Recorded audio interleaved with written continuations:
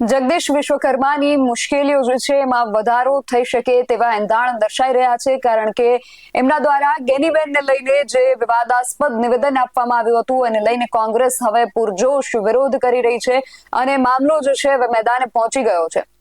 અને ત્યાં સુધી મામલો પહોંચ્યો છે કે જગદીશ વિશ્વકર્માના પૂતળા દહન સુધીના પ્રયાસો જે છે કોંગ્રેસ દ્વારા કરવામાં આવ્યા છે.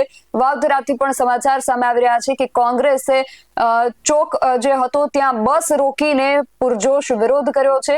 શું છે સમગ્ર વિગત જાણીએ આ અહેવાલમાં. જય હિન્દ, BSI ટીવી ન્યૂઝ પર આપની સાથે હું છું નિધિ ગઢવી. જગદીશ વિશ્વકર્માએ બનાસની ગેનીબેન ઠાકોરને લઈને જે વિવાદાસ્પદ નિવેદન આપ્યું હતું તે જે નિવેદન છે અને એનો જે જ્વાળા જે ઉઠ્યો હતો એ હવે મોટી વિકરાળ આગનું સ્વરૂપ ધીમે ધીમે ધારણ કરતો જઈ રહ્યો છે, કારણ કે કોંગ્રેસની અંદર આ બાબતને લઈને પુરજોશ વિરોધના સૂર જે છે ફાટી નીકળ્યા છે.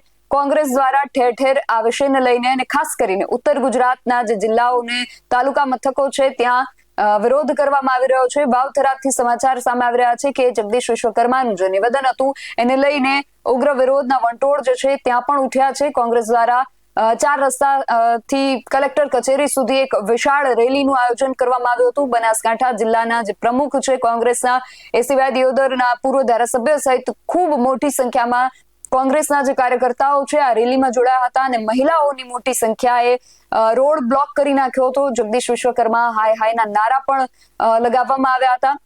પૂતળા દહનનો પણ પ્રયાસ કરવામાં આવ્યો હતો. જો કે પૂતળું દહન એ લોકો કરે પહેલા પોલીસે એને કબજે લઈ પરિસ્થિતિને કાબુમાં લીધી હતી, પણ જગદીશ વિશ્વકર્મા હાય હાય અને નારીનું અપમાન નહીં ચાલે જેવા ગરજતા નારા સાથે આખા શહેરમાં તણાવપૂર્ણ માહોલ ઉભો થયો છે.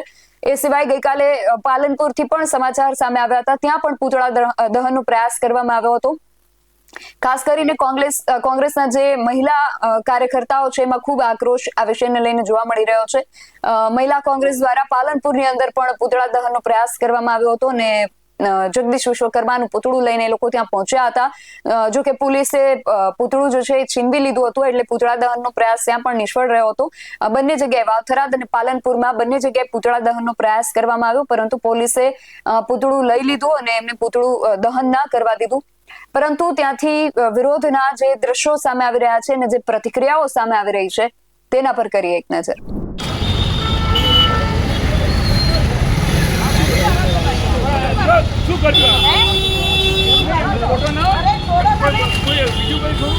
તમે એક ગેનીબેન આખી બનાસની ગુજરાતી મહિલાનું અપમાન હતા, ત્યાં તમે ક્યાં છો?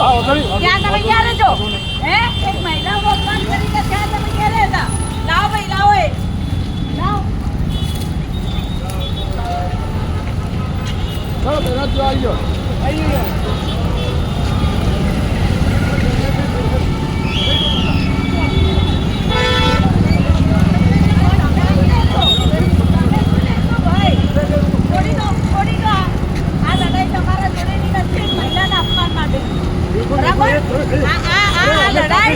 મહિલાઓના અપમાન માટે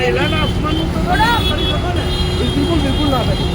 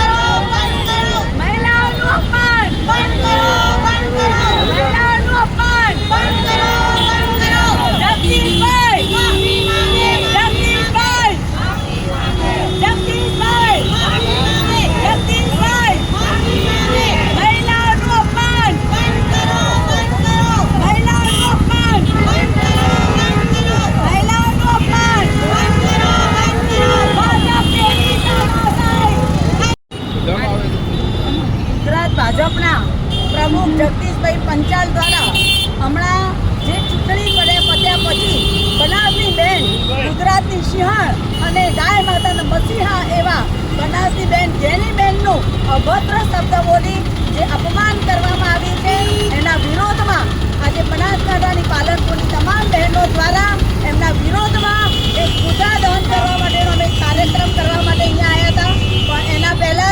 એ લોકોએ અહીંયાથી બધું પકડી લીધું છે.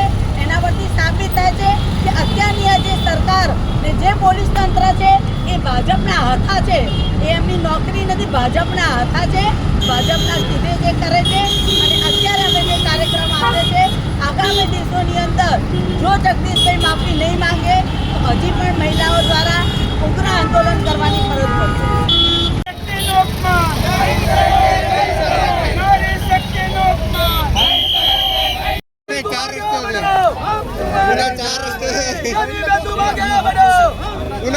તો કોંગ્રેસ દ્વારા જગદીશ વિશ્વકર્મા હાયના નારા લાગી રહ્યા છે. જગદીશ વિશ્વકર્મા માફી માંગે એવી માંગણી જે કરવામાં આવી રહી છે. હવે આ સમગ્ર વિષયને ભાજપ કઈ રીતે પ્રતિકાર આપે છે, જગદીશ વિશ્વકર્મા આમાં આગળ જતા શું પગલા લે છે, માફી માંગે છે કે કેમ, જો માંગે છે તો એની કેવી અસર થાય છે, જો નથી માંગતા તો એની શું અસર થાય છે, એ ખાસ જોવાનું રહેશે.